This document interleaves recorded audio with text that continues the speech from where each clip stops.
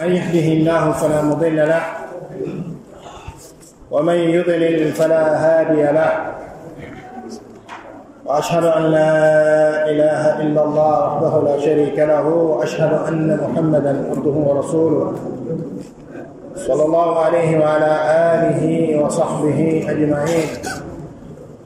يا أيها الذين آمنوا اتقوا الله حق تقاته ولا تموتن إلا وأنتم مسلمون.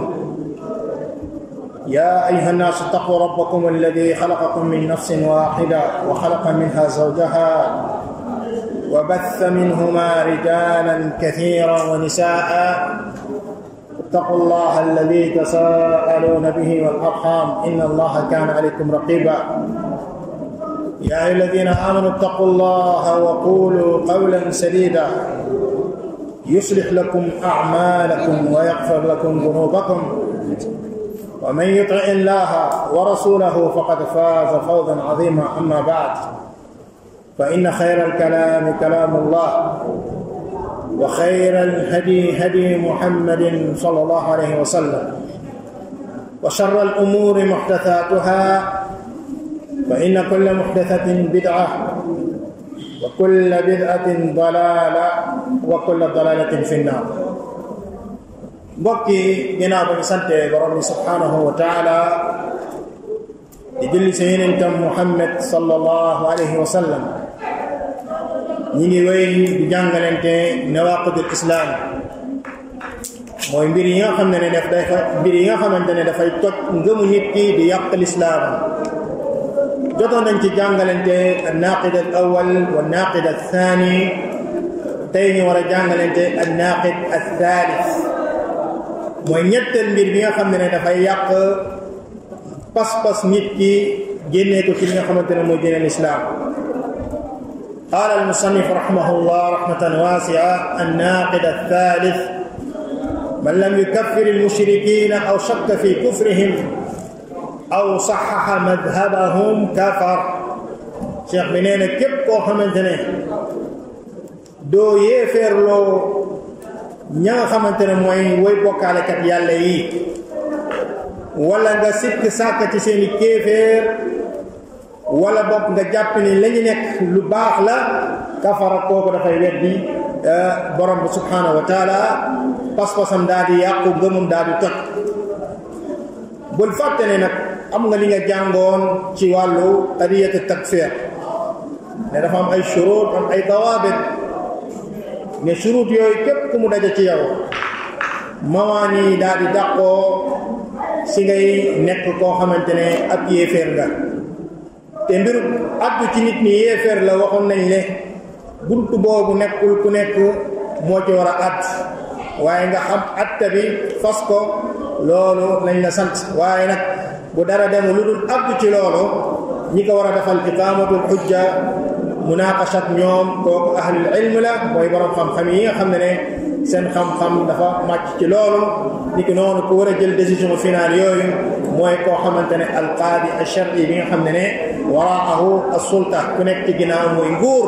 ndax ginnaaw ba mu takfiree kooku dafa am yeneen atte yoo xam ne mooy aju ci kooku. mooy kooku su fekkente ni ci loolu la dee, bu deewee kenn du ko sang, kenn du ko sang, kenn du ko jullee, kenn du ko suul ci maqaabir muslimin. ñu mu bàyyi ñi nekk ay ndonoom du leen donn, ñooñu duñ ko donn. ni ki noonu daal di ay mbir yu bare mooy aju ci lool. kon an-naqid ath-thalith mooy ñetteel mbir bi nga xam day yàq ngëm nit ki, man lam yukaffir al-mushrikiina, koo xamante ne gëmul ni maanaam, wala bokk koo xamante ne tey du yéeféerloo woy bokkaalekat yàlla yi, wala bokk mu sikk sàkk ci ñoom, wala mu jàpp ne mazhab bu ñuy doxee ñoom lu wër la, mooy seeni doxalin ci wàllu bokkaaleek yooyu lu wër la ci diine. kafara kooku dafay weddi li nga xamante ne moom mooy boromam subhanahu wa taala. léegi nag lan moo tax ñu ne loolu dafay génne nit ki ci diine islam? borom xam-xam yi àddina ci ñu ne wajhu kawnihi naaqidan min nawaqid al-islam anna fihi takdiban li qawli llahi taala wa li qawli rasuli sallallahu alayhi wa sallam. la tax maanaam ka nga xamante ne du yéeféerloo way bokkaalekat yàlla yi wala mu sikk sàkk ci seen kéeféer wala mu jàpp ni seeni doxalin noonu la mooy bokkaale yi ñuy def lu wër la ci diinal islaam ndaxte kooku kat maanaam dafa nekk koo xamante ne dafa dëggalul waxu yàlla dëggalul waxu yonent bi sallallahu alayhi wa sallam kon wajhu kawnihi naaqidan min nawaqid al-islam أن فيه تكذيبا لقول الله تعالى ولقول رسوله صلى الله عليه وسلم إذ إن الله تعالى أخبر بكفر الكفار أخبرهم سبحانه وتعالى فخبارين يفر أي يفر نيو وبكفر المشركين يريد صلى الله عليه وسلم سبحانه وتعالى دفنوا خباري كتنه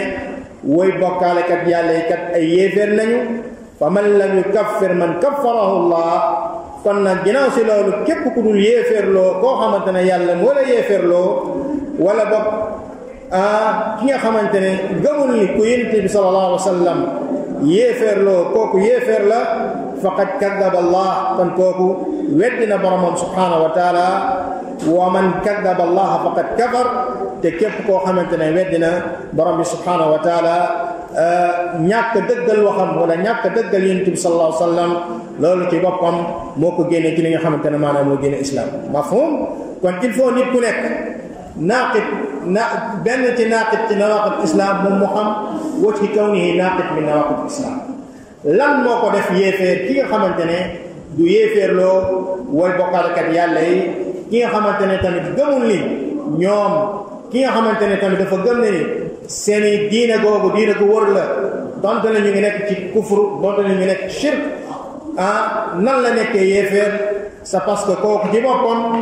moom ci boppam dëggalul yàlla ak yonenteem ci yéeféer bu ngeen yéeféer loo ndax képp koo xamante ne dëggaloo yàlla dëggaloo yonent bi sallallahu alayhi wa sallam kooku ci boppam dafay nekk koo xamante ne yéeféer la wal iyaazu billah kon al musannif ذكر أمورا ثلاثة فيما يتعلق بالنواقض الثالث كم يتمبري لتر الأمر الأول من لم يكفر المشركين كدول maanaam yéeféerloo maanaam way bokkaalekat yi wala boog ki nga xamante ne gëmul ni way bokkaalekat yàlla ay yéeféer lañ wal amru thani man shakka fi kufrihim koo xamante ne danaan man na du ma ne ay yéeféer lañu du ma ne ay jullit lañ man daal maa ngi sikk sàkk seen mbir kooku mooy ñaareel ñetteel bi man saxaxa madhabahum koo xamante ne dafa jàpp ni li ñu nekkee ci ay bokkaale lii lu am ci diine lislaam la seen diine wër na mbokk yi yonent bi sallallahu alayhi wa sallam mu ngi wax ci xadis abi hurayra bi nga xamante ne ak imam muslim moo ko solo fii kitaab al iman mu ne an abi hurayrata radiyallahu anhu an rasulillahi sallallahu alayhi wa sallam annahu qaal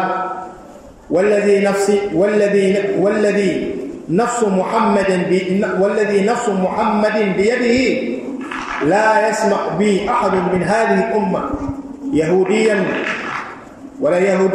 ولا نصراني ما يموت ولم يؤمن بالذي أرسلت به إلا كان من أصحاب النار يعني أنه كافر مخلد في النار ومن لم يكفر الكافر كذب الله تعالى ورسوله صلى الله عليه وسلم وبالتالي فهو كافر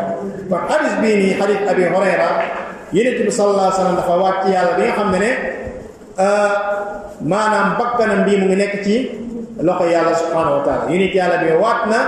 ci yàlla bi nga xamante ne bakkanam ci loxo yàlla subhanahu wa taala la nekk mu ne amul kenn kuy dégg woote gu muy woote woo bii moom yonent bi sallallahu alayhi wa sallam mooy al islam al xaas xam ñu tuddee al islam aam wal xaas al islam aam huwa al islam alladi daa ilayhi jami anbiya wa rasul loolu borom subhanahu wa taala wax ni inna diina inda allahi al islam wal islam al xaas هو الذي دعا إليه النبي صلى الله عليه وسلم وهو الذي ينتبه يعني مع قوله تعالى ومن يبتغي غير الإسلام دينا فلن يقبل منه وهو في الآخرة من الخاسرين kon yéen yàlla bi wax fii mooy al islam al xaas mu bokk li ko wuteeg al islam am mooy yéen yàlla dafa bokk ak yeneen yi ko jiitu ñoom ñëpp ñi wootewoo ci al islam am mooy di wootewoo ci jaamu seen borom moom kott bañ ko bokkaale dara ولقد بعثنا في كل أمة رسولا أن يعبدوا الله واجتنبوا الطاغوت ولقد بعثنا في كل طائفة من الناس رسولا ما وظيفته أن يدعو الناس إلى إثبات العبادة لله وأن يدعوهم بكفر بجميع ما يعبد من دون الله عز وجل. kon wadaifu anbiya mooy lan woo ñi ñi ci ñu jaamu seen borom moom kott bañ ko bokkaale dara.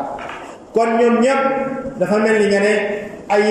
magarat ke ne ñi nga xam ne ñoo bokk bàyyi waaye bokku ñu daj loolu ma lislaam am mooy ñoom ñëpp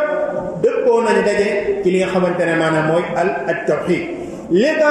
la ko wuteeg yeneen yonente yi moo di ne yonente bu nekk da nga am sa charia bopp.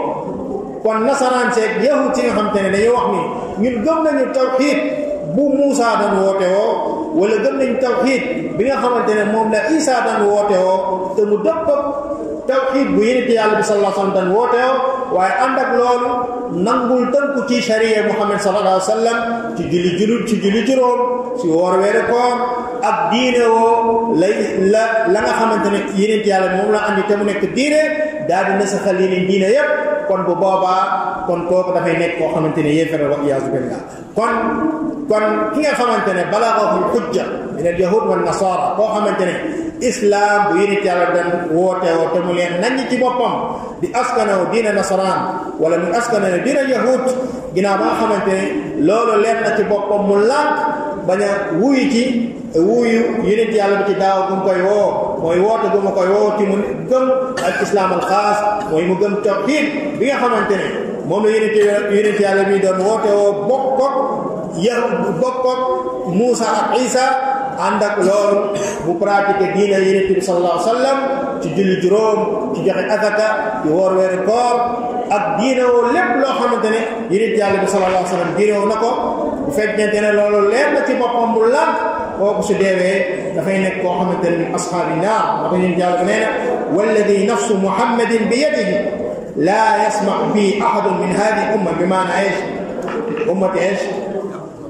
ummatul ijaaba ummatul daawa ummatu daawa amul kenn koo xam ne dafa bokk ci ummatu daawa bi nga dégg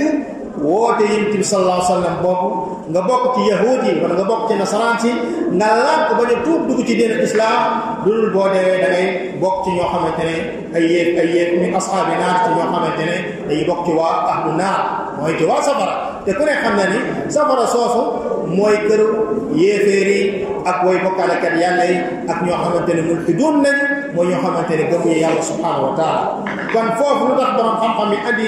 hadis bii nii dafay tegtale ne yaani annahu kaafir muxalladun fi naar kooku de bu deewee kawnuhu maanaam le fait que muy dugg safara loolu dafay wane ni kooku yéeféer la bu nar a sax biir safara. kon nag fa man lam yukaffir al kaafir képp ku dul yéeféer loo koo xamante ni yéeféer ne kadaba Allah kon kooku dafa maanaam weddi yàlla daal di weddi yeneen tam ba bi taali loolu ci boppam moo ko tàppaloo ci kéeféer ndax dafa weddi yàlla bi nga xamante ne moo wax yeneen tam ne ko na wax lii dafa weddi yeneen tam bi nga xamante ne dafa ñëw di jottali kàddu borom bi subhanahu wa taala kon loolu moo ko def li nga xamante ne maanaam mooy yéeféer ñu nekk noonu tamit mu ne wa man shakka fi kufri yahud aw fi kufri an nasara képp ku sikk sàkk ci ne nasaraan ci ay yéeféer nañu wala yahudi ay yéeféer nañu wala fi kufri mushrikiina wala nekkub yéeféer ñi nga xamante ne dañuy bokkaale seen borom faqad shakka fi sidqi kalaamillahi wa kalaami rasul kon kooku mu di sikk sàkk ci dëggub waxu bi yàlla ak waxu yonentam wa man shakka fi sidqi kalaamillahi wa kalaami rasul faqad kafara kon képp koo xamante ne yaa ngi sikk sàkkati maanaam ni waxu yàlla dëgg la ak waxu yonent yàlla bi dëgg la faqad kafara kooku dafay nekk yéeféer qaala allahu tabaraka wa taala wa man asdaqu min allahi qiila ana kan moo gën a dëggu yàlla ci ay wax ana ban wax moo gën a nekk dëgg waxu borom bi subhanahu wa taala kon foofu mu nga ne léegi lan moo tax cheikh yoo xam ni koo xamante ne du leen yéeferloo koo xamante ne dafa sikk sàkka wala mu daal di waral seen mazhab c'est parce que dëggalul waxu yàlla ak waxu yonentam wa bitaali képp koo xamante ne dëggaloo waxu yàlla ak yonentam ci ñooñu da ngay nekk koo xamante ne yéefer nga wal iyaadu billah al masala hal yajuuzu la'nu al mu'ayyan min al kuffar ginnaaw ba nga xamante ne ay yéefer nañ kon léegi yaa est-ce que dagan na nga daal di rëbb ab yéeféer bi aynihi nga ne fulaan alkaafir aw almushrik laanatullahi alayhi yani laanu muayyan ma laanu aam laanu muayyan ayimta maanaam ab yéeféer yi nii leer na ne kii yéeféer la nga laanu ko est-ce que yajuuz hal yajuuzu laanu almuayyan min alkuffar aljawaab la yajuuzu laanu muayyan min alkuffar inda ahli sunnati waljamaa لقول الله تعالى إن الذين كفروا وماتوا هم كفار فلن يقبل من أحد مثل الأرض ذهبا ولو افتدى به أولئك لهم عذاب عليم وما لهم من ناصرين. قال شيخ الإسلام ابن تيمية واللعنة تجوز مطلقا لمن لعنه الله ورسوله وأما لعنة المعين فإن علم أنه مات كافرا جادت لعنته وأما الفاسق المعين فلا تنبغي لعنته لنهي النبي صلى الله عليه وسلم أن يلعن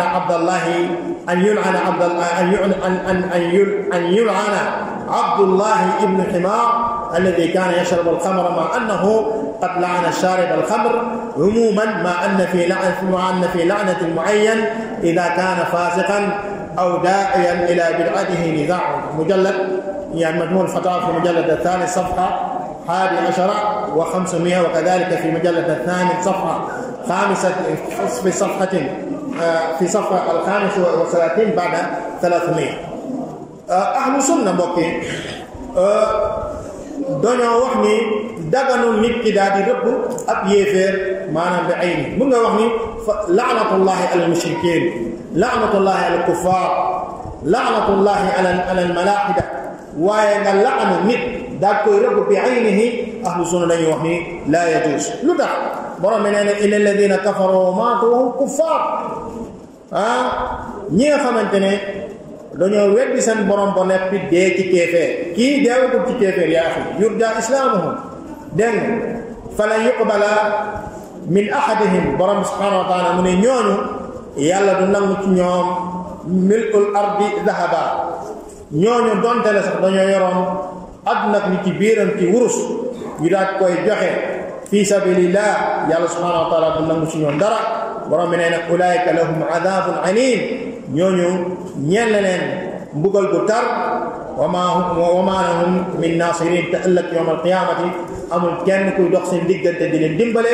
suñu borom subhanahu wa taala bu leen di mbugal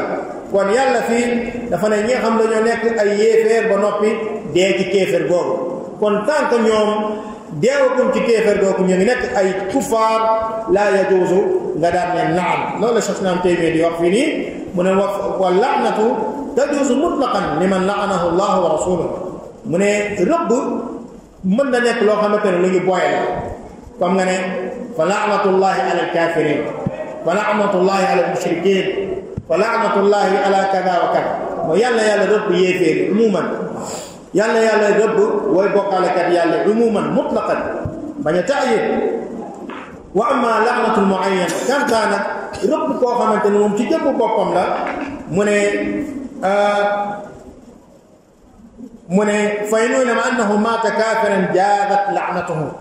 mu ne nag bu fekkente ne xam nañ ni dafa dee ci kéeféer masalan diw dee na ci kéeféer tuubul ci kéeféer googu la dee mu ne yajuuzu mun na dagan maanaam dagan na nga daat koy rëbb ku amal faasiq bu nekkee koo xamante ne kàccoor la maanaam koo xamante ne kàccoor la fala tambagi laanatuhu maanaam jaaduwul nga di ko rëbb waaw nga di ko rëbb di ko wax ay wax yoo xam ne wax ku ñu rëbb la kii yàlla ko yàlla rëbb nangam ci nangam di ko wax ay wax yu mel noonu dañ koy tere donte la kàccoor mu tegtaloo ci benn waaye bu ñu naan Abdullahi ibn Himaar moom dafa daan naan sàngara lu bari waa jéegi saa yi ñëwee rek ñu daal koy jal daal koy caw ndax naan bu muy naan sàngara ànd ak loolu yëpp yonent yàlla bi nee na Cheikh Islam Taymiyya mu ne yonent yàlla bi rëbb na naankatu sàngara umuman wala sax rëbb waaye yonent yàlla bi sallallahu alayhi wa sallam wax na ne laa yadxulul janna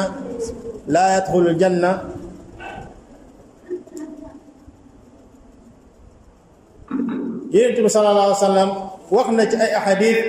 mu ne koo xamante ne dafa takkoo naan sàngara ba dee ci loolu du dugg àjjana mbokk du dugg àjjana koo xamante ne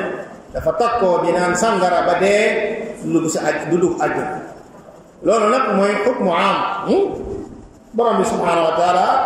mun naa jégal ku ko neex ci jaamam yi bu fekkente ne loolu mu dee ci ay bàkkaar nekkul kufru nekkul shirk inna allaha la yaghfiru an yushraka bihi wa yaghfiru ma duna dhalika liman yasha loolu dafay wane ni mooy alwaid ashadid mooy tëkku yu métti yi nga xam ne maanaam yu nit yàlla bi tëkku na ko kooku di naan sàngara ne su bàyyi naan sàngara ba dee ci loolu bu deewee di dugg àjjana mbokki wal iyaadu billah ànd ak loolu yëpp Abdullah ibn Ximaar bi saa yi musaana naan sàngara bu ñëwee ñu daat koy jalt saa yi ñëwee ñu daat koy jalt kenn ci saxaaba mu ne laanatullahi alayk kii de yàlla ko yàlla rëbb ak a bëri luñ koy caw ndax naan bu muy naan sàngara yu nit yàlla ne ko laa tal anhu bu ko rëbb fa innahu yuhibbu allaha wa rasulahu fa innahu yuhibbu allaha wa rasulahu kii ku bëgg yàlla ak yonentam la donte la muy naan sàngara waaye maanaam ku bëgg yàlla ak yonentam mbokk yi gis nga koo xamante ne dafa am tawxiid am pas-pas bu baax bu doon naan sàngara di njaalu moo gën al mubtadi al mushrik bi nga xamante ne ya'budullaha laylan nahaar waaw kii pas-pasam boobu noonu mu am mun naa nekk ëllëg yawmal qiyaamati yàlla daal koy muccal ba ñu dugg safar yi nit yàlla ba nee na inna allaha harrama ala an-naar man qaala laa ilaha illa allah yabtaghi bi dhalika wajha allah hadis rawahu Bukhari Muslim hadis itbaan yàlla araamal na safara koo xam ne dafa ne laa ilaha illa allah mu xam lu muy tegtale mu fas ko ci biir xolam mu jëfee ko yàlla araamal la ci jëmm jooju noonu mu dugg safara ba fekkente ne loolu muy wax daf ko wax te yàlla rek a tax waxu ko ngir intérêt comme munaafiquuna yi ngir sàmmanteeg seen deret sàmmanteeg seen alal xam nañ ko wax laa ilaha illallah xarama alayhi damuhu wa maaluhu wa irduhu kooku koo xam ne dafa wax ne laa ilaha illallah araam na ñu tuur deretam araam na ñu nangu alalam araam na maanaam ñu wax ci moom ay wax yu bon mu daal di kon tuub làqatu ci ginnaaw loolu ngir sàmmanteeg deretam ak alalam ak ngorom kon kii ba muy wax laa ilaha illallah daf ko wax par conviction daf ko wax gëm ni amul dara bu ñu war a jaam ci dëgg ku dul yàlla la nekk ci biir xolam loolu la déclaré si làmmiñam ñu gis ko mu fasal ko ci ay cër kooku borom bi subhanahu wa taala araamal la ci jëmmu jooju mu daal di dugg safara kon jëmmu jooju du dugg safara xaraam boobu ñaar la ci borom xam-xam yi wax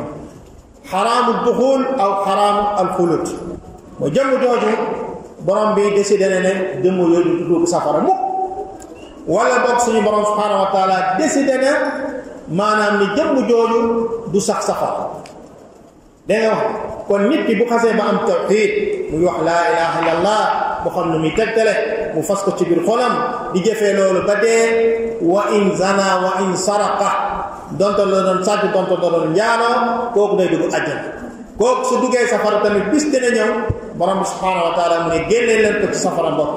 inna allaha harrama ala an-naar man qaala laa ilaha illa allah yabtaghi bi dhalika wajha allah ki ànd ak loolu lépp ngi doon naan sàngara ñu koy jalt parce que loolu la charia wax n'est-ce pas ànd ak loolu ba benn saxaaba yi jógee ne ko yàlla ko yàlla rëbb kii li muy naan sàngara dafa bëri lu ñu koy jalt dafa bëri mu ne ko laa tal anhu bu ko rëbb fa innahu yuhibbu allaha wa rasulahu dafa bëgg yàlla ak yonent kon moo tax di naan sàngara ak di njaaloo am tawxiid moo gën fuuf nga nekk mushrik di bokkaale suñu borom subhanahu wa taala donte la ngay xiyaamu léegi donte la da ngay saraxe donte la maanaam yaa ngi fësal ay mbaax tekkul ni benn yoon nag ne lii dafa dagan tekkul benn yoon bal min tahqiq at tawxiid mooy nga bañ a andi kabaa'ir yooyu bu bokk ci luy dëggal tawxiid mooy nga bañ a andi nga bañ a njaaloo nga bañ a ñaan sàngara waaye ànd ak loolu yépp kooku moo gën al mubtadi al mushrik bi nga xamante ne moom mu ngi xiyaamu léegi di woor di siyaamu nabiyillahi daawat benn waaye si suñu macheikh yi nekk nañu Sudan mu ne al muwahhid walaw wa in kaana yashrabu al xamr afdal min al mubtadi alladi yabtadi fi diinillah azza wa jalla la siyama huwa mushrik day bokkaale ak suñu borom subhanahu wa ta'ala mu ne kenn ci màndikat yi dafa ñëw naan ba ne kat ñëw ci benn mubtadi ne ko yaa mubtadi utruk ansaaru sunna bi maanaam mooy ahlu sunna si ñoom mu ne ko fa ansaaru sunna fa minhum man yusalli fa minhum man yatasaddaq fa minhum man yadrib al mubtadi maanaam mu fekk ko mbaj mooy moom lay wax maanaam moom mi dinaan sàngara min ahli sunna fa minhum man yadrib al mubtadi idan hada fihi xayr kathir tekkul ni nag nusajji ala shurb al xamr wala loolu mooy dañ la bëgg a wax ni min fadli tawxid anna saaxibahu lan yuxallida fi nnaar walaw kaana yashrabu al xamr wa maata ala dalik إن الله حرم على النار من قال لا إله إلا الله يتقي بذلك وجه الله حديث أبي ذر أنت يعني كيف قديت توحيد يدق أجنا أبو ذر نقول وإن زنا وإن سرق منك وإن زنا وإن سرق منك يا رسول الله وإن زنا وإن سرق منك وإن زنا وإن سرق منك يا رسول الله وإن زنا وإن سرق منك وإن زنا وإن سرق على رغم أنف أبا ذر على رغم أنف أبا ذر kon nag mbokk yi góorgóorlu leen jàng tawxiid feebar yu bari yi ngay gis ay nit tey nit ñi ko am seen wàllu doxalin ak seen jukko yu bon mën na nekk natiija bi mooy naan seen ñàkk xam diine ak seen ñàkk tawxiid mbokk yi xol yi bu baaxee lépp baax te xol yi lu koy baaxal mooy tawxiid yaay foofu xol yi bu baaxee lépp baax comme ni yéen yàlla inna fi ljasadi mudga ida salaxat salaxa aljasadu kullu ala wa huwa alqalb te xol boobu lu koy baaxal mbokk yi mooy tawxiid nit ki yittewoo tawxiid di ko jàng fas ko ci biir xolam loolu dina ko jëral ay résultats yu bari dina tax yàlla nag ay julleem dina tax yàlla nag ay wooram dina tax yàlla daal di nag lépp lu muy def ci ay jëf yu baax waaye bu fekkente ne moom bokkaalekat yàlla la mu ngi tabax loo xamante ne dafay màbb loolu borom subhanahu wa taala di wax ni wa qadimna ila ma amilu min amalin fa jaalnaahu habaan manthura loolu borom subhanahu wa taala di wax ni wa laqad uhiya ilayk wa ila alladina min qablika la in ashrakta la yaxbatanna amaluk wa la takunanna min alxaasirin bal illaha fa'bud wa kun min alshakirin borom bi ginnaaw boobu tuddee fukk ak juróom-ñett ci ay yonente mu ne walaw ashraku la habita anhum ma kaanu ya'malun ñii ma tudd ci ay yonente bu nekkoonte ne nekkoon nañu ñuy bokkaale seen borom kon lu ñu mosoon def ci lu baax yépp ma dama koy daal di màbb wal iyaazu billah al mas'ala thaniya wa hal yajuzu al kufru ala al mu'ayyan min al kuffar bi annahu xaalidun muxalladun fi nnaar ginnaaw ba nga xamante ne yéeféer moom safara rek wal iyaazu billah est-ce que léegi dagan nga ne fulaan min al kuffar anta يعني كذا وكذا فأنت ستكون خالد مخلد في النار فدغنا له هل يجوز حكم على المعين لفلان فهو خالد مخلد في النار الجواب أهل السنة لا يجيزون الحكم على المعين من الكفار بأنه خالد مخلد في النار لأننا لا ندري بما سيحكم له وإن مات على ذلك حكم عليه بتخليده في النار kon mun a jël rek benn yéeféer nga ne kii safara lay dem fa lay sax anta laa tadri yow xamuloo yaani bi maada bi maa yuxtam lahu xamoo ci lan lay dee après nit ki mun na nekk yéeféer après mu ngi nekk jullit wal aks bil aks tant que deewul ci kufur googu noonu kenn mënul jas mu ne kii nii maanaam tant que deewul ci kufur googu kenn mënul jas mu dogu ne moom foofu wa xaalidun muxalladun min naar waaye mun ngaa wax ni in maata ala kufr kii lu mu nekk nii ci continuer maanaam mu dee ci kufr wala mu dee ci shirk foofu wa xaalidun muxalladun fi naar laakin bu mujarrad rek moom mu nekk yéeféer te deewagul fa taxkum alayhi bi annahu xaalidun muxalladun fi naar loolu buntu googu maanaam buntu bu tëju la ba ahlu sunna duñ ci abdu ndax réere bu ñu réeree kii ci lan la yàlla di tëjee ay dundam ndax dina mu nekk jullit wala ci kéeféer googu ci lay dee maanaam wal iyaadu billah wa dalil ala dalika qawluhu taala inna alladina kafaru wa saddu an sabilillahi thumma maatu wa hum kuffar falan yaxfira allahu lahum borom bi nee na inna alladina kafaru wa saddu an sabilillah ñi nga xam dañoo wedd seen borom subhanahu wa taala waaye tamit taxaw temm nag ci dëddale nit ñi seen diine summa maatu topp nag ñu daal di dee wahum kuffaar te ba ñuy dee dañoo nekk ay yéefeer ñooñu borom subhanahu wa taala nee na du leen jéggal ba mukk kon ñan la borom subhanahu wa taala du jéggal mooy ñu dee ci ñi nga xamante ne mooy kufr mooy tànk nit ki kon deew ko ci kufr fala nay as yaani min rahmatihi wa hidayatihi maanaam bu ñu découragé ne kii mën naa mos a jub mën naa mujj nekk koo xamante ne jullit la ñaata te ay nit ñoo nekkoon ay noon yu tar ci diine l'islam ñaata te ay nit ñoo nekkoon ay noon yu tar contre l'islam waaye mujj nañoo nekk ñoo xamante ne ay jullit lañu mujj nañoo nekk ñoo xamante ne ay jullit lañu boo jëlee ci saxaaba yi am na ci ñoo xamante fay fatar min az-zaman dañ doon xeex contre islam wala Xaalid ñaane ñu deewoon Uhud Xaalid moo jiite woon maanaam groupe bi nga xamante ne ñoo ñëw wër taxaw ci ni ñu tuddee jabalu Ramat ci rey ci ay saxaaba yu bari fan nañu mujj nañu nekk Xaalid mujj nekk jullit nekk sayfullah ni ki noonu tamit ku reyoon Hamza lu mu tudd Waxshi mujj naa tuub dégg bal yenn ci ulama yi nee nañ moo rey Musaylamatul kaddaab wala boog ña cawandoo ñi nga xam ñoo song Musaylama caw ko moom ci la bokk soit nga ne moo ko rey wala si ñu ko rey ci la bokk te Musaylama lan la doon woote yeneen parce que ne moom am na Qur'an ñu ne ko yaa ngi wootoo yeneen bi sallallahu alayhi wa sallam ñëw na andi na ay adilla Qur'an wane ne lii mu'jiza min Allah yow ana sa Qur'an waaw mu ne inna aataynaakal tufaax fa salli li rabbika wartaax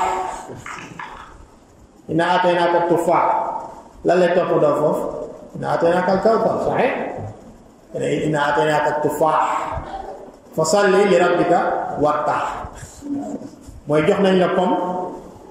julleel sa borom nga féex nga taax al fiilu man fiilu ma adraaka man fiilu alam tara kayfa lay jéem a topp na gis nga Qur'an mu'jiza la te yàlla dafa defee adduna bi yëpp ne mënuñu am lu mel ni Qur'an abadan wala ulama yi buñ koy jaar dañuy wax ni kalaamullah azza wa jalla munazzal bi waasitati Jibril alayhi salaatu wasalaam al mahfuz fi sudur al muta'abbad bi tilawa al manqul ilayna bi tawaatur al mutahadda bi aqsari suura saar bu gën a ndaw ci Qur'an nit ñi ak jinne yi bu ñu dajee woon dimbalante pour andi ko duñ ko andi abadan te yàlla def na ci tey ak koo mënta doon boo doon jàng ci Qur'an nga def ci benn gàtt xale bu ndaw bi mën na laa rectifier parce que waxu yàlla duñ ko bàyyi mu daal da nga wax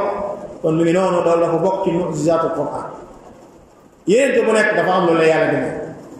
yénente boo ñëw ci jamono joo xam ne arab ñoo dàq wax ci àdduna ñu andi Qur'an bu leen jaaxal la waaw ñu dàq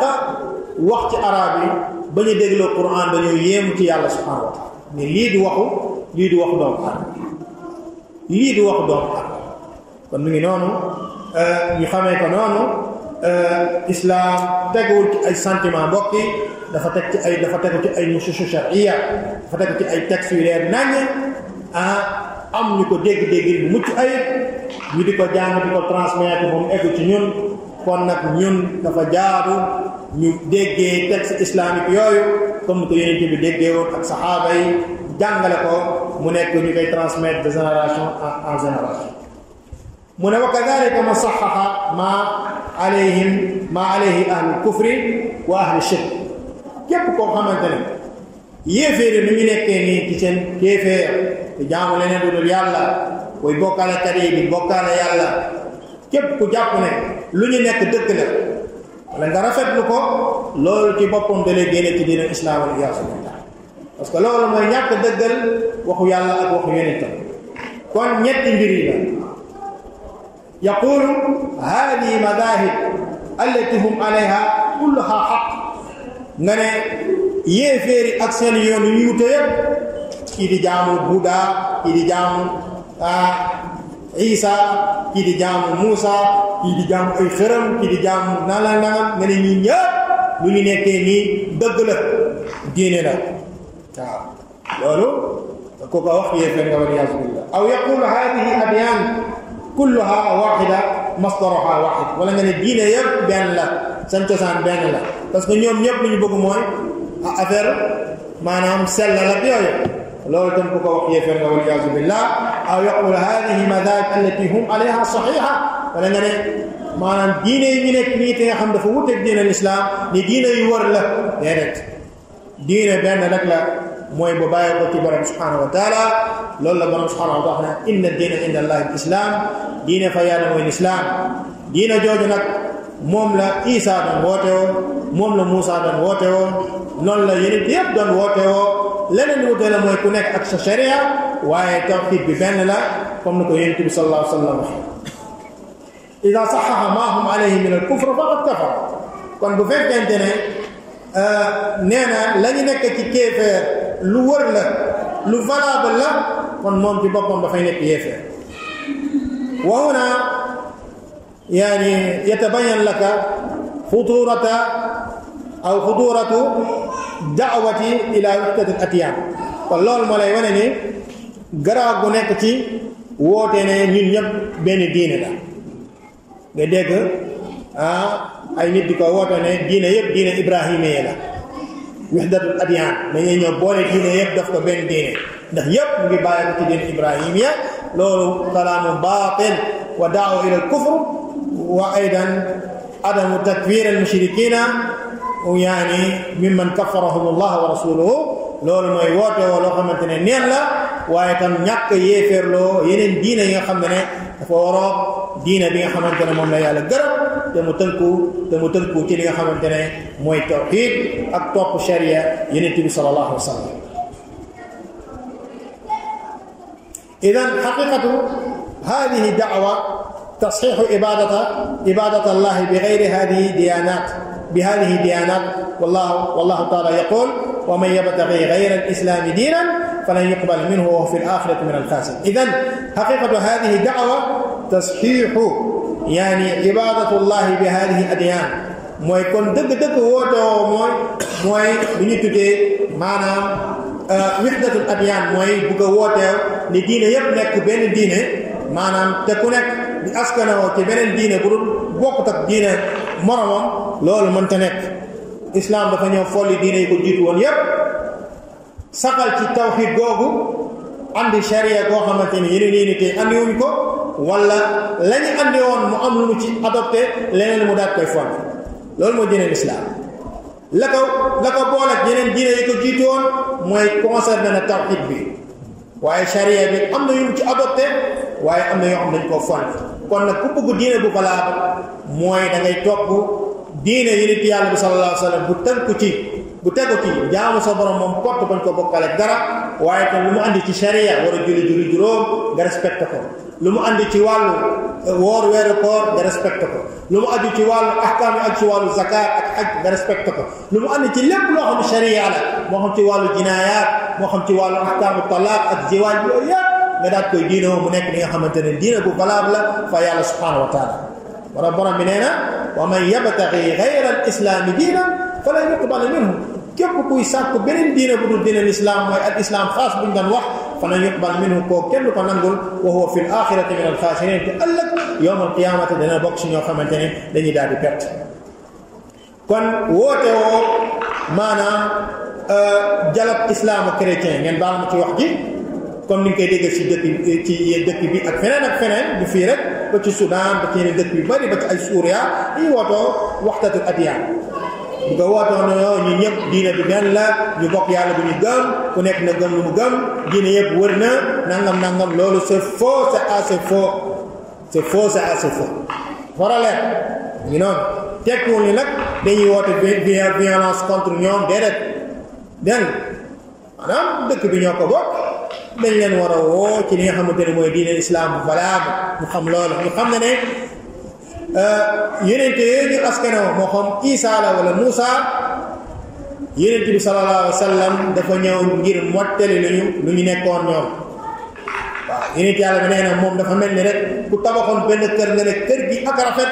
bu dul woon benn birig bu ci manqué man maa ñëw di mottali li nga xamante ne mooy birig boobu yaay